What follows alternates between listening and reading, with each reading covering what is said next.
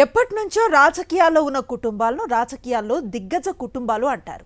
రకరకాల బలాలు బలగాలతో తమ నియోజకవర్గాల్లో ఆయా దిగ్గజ కుటుంబాలు వేళ్లునుకుని పోయి ఉంటాయి.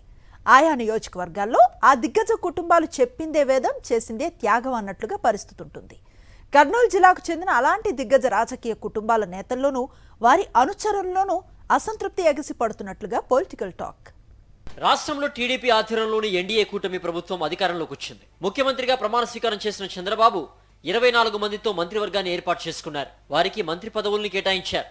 ఉమ్మడి కర్నూలు జిల్లాకు సంబంధించి ఎమ్మెల్యేలు T G Bharath, B C Janardhan Reddy, N M D ఫరూక్లకు మంత్రి పదవులు లభించాయి. ఉమ్మడి కర్నూలు జిల్లాకు చెందిన ఎమ్మెల్యేలు ముగ్గురికి మంత్రి పదవుల కేటాయింపు జరగగానే అంతవరకు ఆ పదవుల్ని ఆశించిన నేతల్లో అసంతృప్తి మొదలైనట్టు తెలుస్తోంది.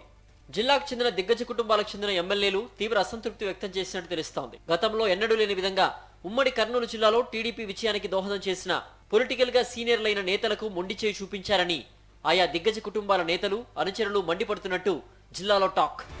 కర్నూలు ఉమ్మడి జిల్లాలో 14 నియోజకవర్గాలు, 2 ఎంపీ స్థానాలుంటే 2 ఎంపీ స్థానాలతో పాటు 12 అసెంబ్లీ స్థానాల్లో కూటమి అభ్యర్థులు విజయం సాధించారు. ఈ విజయం సాధించిన వారిలో కోట్ల కుటుంబానికి చెందిన సీనియర్ రాజకీయ నాయకుడు కోట్ల సూర్యప్రకాష్ రెడ్డి, మాజీ డిప్యూటీ సీఎం కేఈ కృష్ణమూర్తి కుమారుడు కేఈ శ్యాంబాబు, గౌరు వెంకటరెడ్డి సతీమణి గౌరి చరిత, మాజీ ఎంపీ దివంగత భూమా నాగిరెడ్డి కుమార్తె భూమా అఖిలప్రియ, మాజీ మంత్రి బివి మోహన్ రెడ్డి కుమారుడు బివి జయనాగేశ్వరరెడ్డి ఉన్నారు.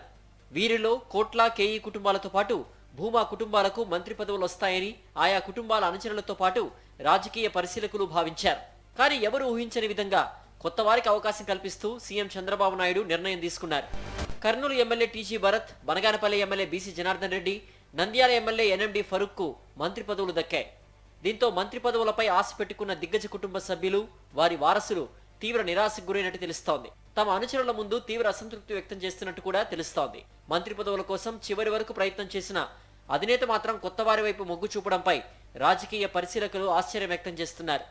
ఎప్పటినుంచో రాజకీయాల్లో ఉంటూ సీనియారిటీ పుష్కలంగా ఉన్న వారిని పక్కన పెట్టడం పట్ల ఆయా దిగ్గజ కుటుంబాలు రగిలిపోతున్నట్టు జిల్లా రాజకీయ వర్గాల్లో చెప్పుకుంటున్నారు. నారా లోకేష్ పాదయాత్ర సమయంలో బీసీ జనార్దన్ రెడ్డి, టీజీ భరత్ అన్ని రకాలుగా సహకరించినట్టు తెలుస్తోంది. దీంతో ఆ కృతజ్ఞతతో పాటు భవిష్యత్తులో లోకేష్ రాజకీయ భవిష్యత్తు బలపడాలంటే సీనియర్ల వల్ల ఇబ్బంది వస్తుందని, అందుకు అనుగుణంగా మంత్రివర్గ సభ్యుల్ని ఎంపిక చేశారని రాజకీయ విశ్లేషకులు భావిస్తున్నారు. ఏదేమైనా మంత్రి పదవుల కేటాయింపుపై ఉమ్మడి కర్నూలు జిల్లాకు చెందిన దిగ్గజ కుటుంబాల నేతలు, వారి అనుచరులు తీవ్ర అసంతృప్తి వ్యక్తం చేస్తున్నారు.